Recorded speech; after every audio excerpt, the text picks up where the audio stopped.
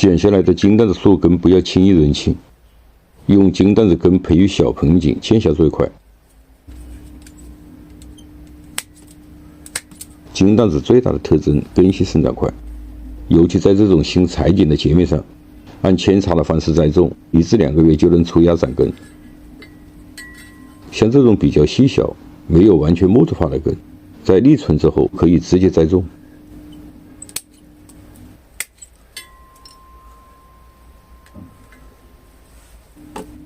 裁剪下来的节面要修平整，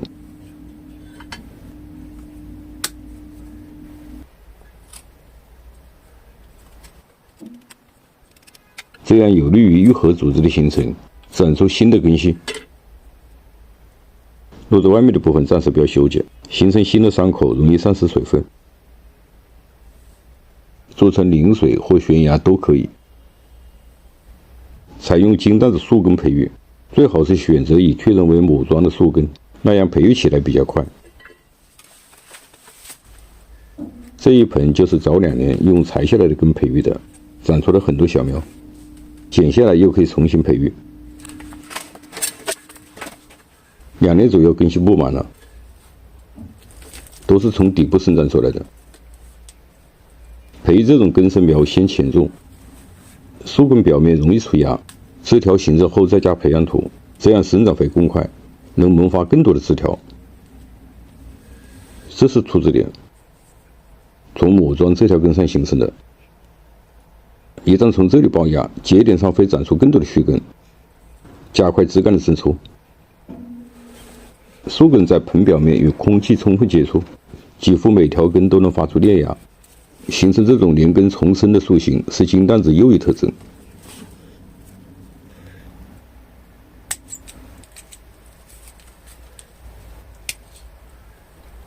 剪下来的这些根生苗，按照造型的设想，稍加修剪整理，直接上盆培育。用这种小盆种，进行控养，把叶控小，枝干养老。做成微小盆景，如果能结果，应该另有一番意境。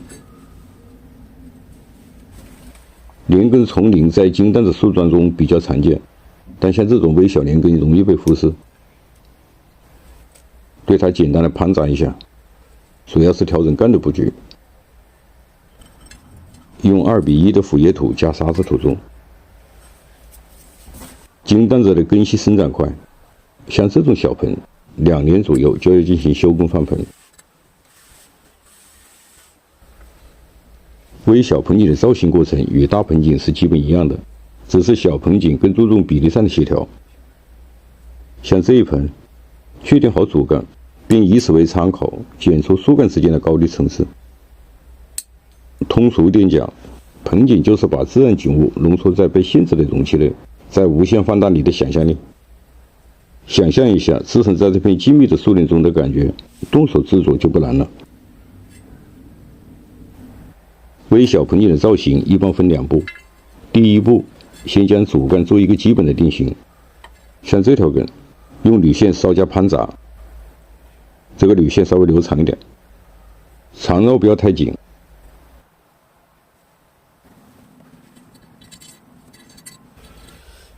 弯曲度根据个人的感觉，先形成第一个拐点，把这个角度调整一下，就可以做成一盆悬崖，再依次往下。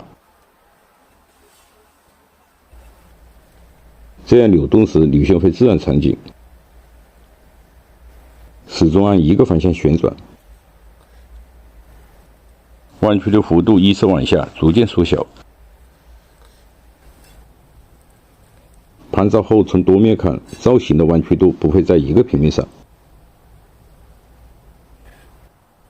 调整一下角度，形成主干大小起伏的变化。盘杂最大的毛病是人工化，调整就是尽量的去人工化。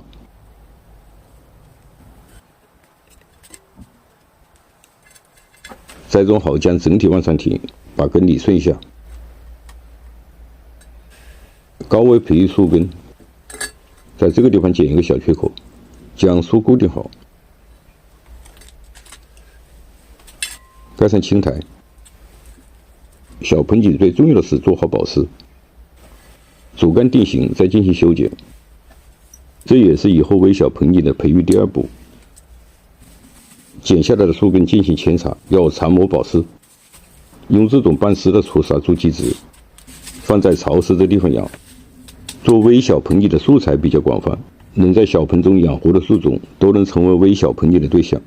造型的重点是浓缩，把枝干按比例缩小，也将自己感悟到的意境浓缩在其中。我是三七农茶，感谢您的收看，下期见。